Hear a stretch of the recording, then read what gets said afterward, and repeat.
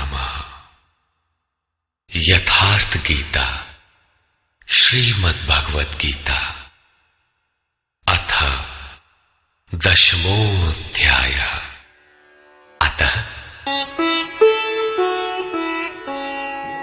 सर्वमेतद्ऋतं मन्ये यन्मां वदसि केशव, न हि ते भगवन् व्यक्तिं विदुर्देवान् दानवाः।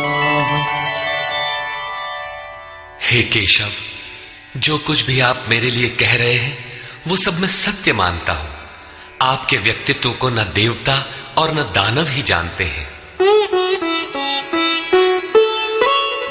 स्वयमेवात्मनात्मानं वेत्थत्वं पुरुषोत्तम, भूतभावनभूतेश देवदेव जगत्पते।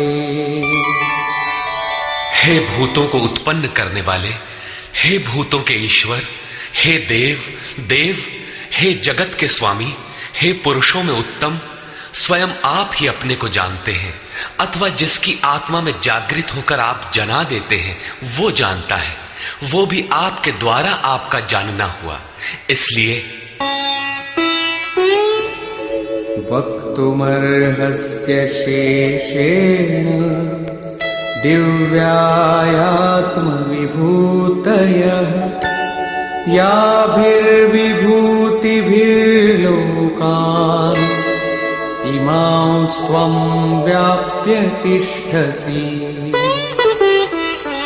आप ही अपनी उन दिव्य विभूतियों को संपूर्ण रूप से लेश मात्र भी शेष न रखकर कहने में सक्षम हैं, जिन विभूतियों द्वारा आप इन सब लोगों को व्याप्त करके स्थित हैं। कथं विद्यामहं योगिन् त्वां सदा परिचिन्तयन्, केषु केषु च भावेषु चिन्त्योऽसि भगवन्मया। हे योगिन, श्री कृष्ण एक योगी थे। मैं किस प्रकार निरंतर चिंतन करता हुआ आपको जानूं, और हे भगवान, मैं किन किन भावों द्वारा आपका स्मरण करूं। विस्तरेणात्मनो योगं विभूतिं च जनार्दन, भूयः कथय तृप्तिर्हि शृण्वतो नास्ति मे मृतम्। हे जनार्दन, अपनी योग शक्ति को और योग की विभूति को फिर भी विस्तार पूर्वक कहिए। संक्षेप में तो इसी अध्याय के आरंभ में कहा ही है, पुनः कहिए, क्योंकि अमृत तत्व को दिखाने वाले इन वचनों को सुनने से मेरी तृप्ति नहीं होती। रामचरित जे सुनत अघाही, रस विशेष जाना तिन नाही। जब तक प्रवेश नहीं मिल जाता तब तक उसे अमृत तत्व को जानने की पिपासा बनी रहती है। प्रवेश से पूर्व रास्ते में ही यह सोचकर कोई बैठ गया कि बहुत जान लिया, तो उसने नहीं जाना। सिद्ध है कि उसका मार्ग अवरुद्ध होना चाहता है। इसलिए साधक को पूर्ति पर्यंत इष्ट के निर्देशन को पकड़ते रहना चाहिए और उसे आचरण में ढालना चाहिए। अर्जुन की उक्त जिज्ञासा पर योगेश्वर श्री कृष्ण ने कहा, श्री भगवान वाच,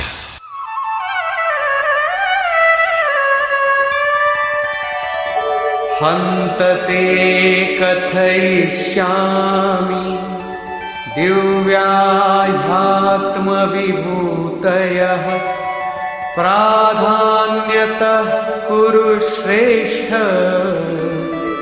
नास्त्यन्तो विस्तरस्य मे। कुरुश्रेष्ठ अर्जुन, अब मैं अपनी दिव्य विभूतियों को, उनमें से प्रमुख विभूतियों को तुझसे कहूंगा, क्योंकि मेरी विभूतियों के विस्तार का अंत नहीं है। अहमात्मा गुणाकेश सर्वभूताशय स्थितः अहमादिश्च मध्यञ्च भूतानामन्त एव च। अर्जुन, मैं सब भूतों के हृदय में स्थित सबका आत्मा हूं तथा संपूर्ण भूतों का आदि, मध्य और अंत भी मैं ही हूं, अर्थात जन्म, मृत्यु और जीवन भी मैं ही हूं। आदित्यानामहं विष्णुः ज्योतिषां रविरंशुमान् मरीचिर्मरुतामस्मि नक्षत्राणामहं शशि। मैं अदिति के 12 पुत्रों में विष्णु और ज्योतियों में प्रकाशमान सूर्य हूं। वायु के भेदों में मैं मरीचि नामक वायु और नक्षत्रों में चंद्रमा हूं। वेदानां सामवेदोऽस्मि देवानामस्मि वासवः इन्द्रियाणां मनश्चास्मि भूतानामस्मि चेतना। वेदों में मैं सामवेद अर्थात पूर्ण समत्व दिलाने वाला गायन हूं। देवों में मैं उनका अधिपति इंद्र हूं और इंद्रियों में मन हूं, क्योंकि मन के निग्रह से ही मैं जाना जाता हूं तथा प्राणियों में मैं उनकी चेतना हूं। रुद्राणां शंकरश्चास्मि वित्तेशो यक्षरक्षसां वसूनां पावकश्चास्मि मेरुः शिखरिणामहम्। 11 रुद्रों में मैं शंकर हूं। शंख धन अर सा शंकर अर्थात शंकाओं से उपराम अवस्था में हूं। यक्ष तथा राक्षसों में मैं धन का स्वामी कुबेर हूं। 8 वसुओं में मैं अग्नि और शिखर वालों में सुमेरु अर्थात शुभों का मेल मैं हूं। वही सर्वोपरि शिखर है, न कि कोई पहाड़ी। वस्तुतः ये सब योग साधना के प्रतीक है, यौगिक शब्द है। पुरोधसांच मुख्यं मां विद्धि पार्थ बृहस्पतिं सेनानीनामहं स्कन्दः सरसामस्मि सागरः। पुर की रक्षा करने वाले पुरोहितों में बृहस्पति मुझे ही जान, जिससे दैवी संपत्ति का संचार होता है। और हे पार्थ, सेनापतियों में मैं स्वामी कार्तिकेय हूं। कर्म का त्याग ही कार्तिक है, जिससे चराचर का संहार, प्रलय और इष्ट की प्राप्ति होती है। जलाशयों में मैं समुद्र हूं। महर्षीणां भृगुरहं गिरामस्म्येकमक्षरम् यज्ञानां जपयज्ञोऽस्मि स्थावराणां हिमालयः। महर्षियों में मैं भृगु हूं और वाणी में एक अक्षर ओमकार हूं, जो उस ब्रह्म का परिचायक है। सब प्रकार के यज्ञों में मैं जप यज्ञ हूं। यज्ञ परम में प्रवेश दिला देने वाली आराधना की विधि विशेष का चित्रण है। उसका सारांश है स्वरूप का स्मरण और नाम का जप। 2 वाणियों से पार हो जाने पर नाम जब यज्ञ की श्रेणी में आता है तो वाणी से नहीं जपा जाता, न चिंतन से, न कंठ से, बल्कि वो श्वास में जागृत हो जाता है। केवल सुरत को श्वास के पास लगाकर मन से अविरल चलना भर पड़ता है। यज्ञ की श्रेणी वाले नाम का उतार चढ़ाव श्वास पर निर्भर है। ये क्रियात्मक है। स्थिर रहने वालों में हिमालय हूं। शीतल, सम और अचल एकमात्र परमात्मा है।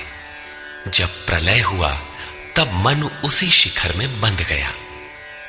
अचल, सम और शांत ब्रह्म का प्रलय नहीं होता। उस ब्रह्म की पकड़ मैं हूं।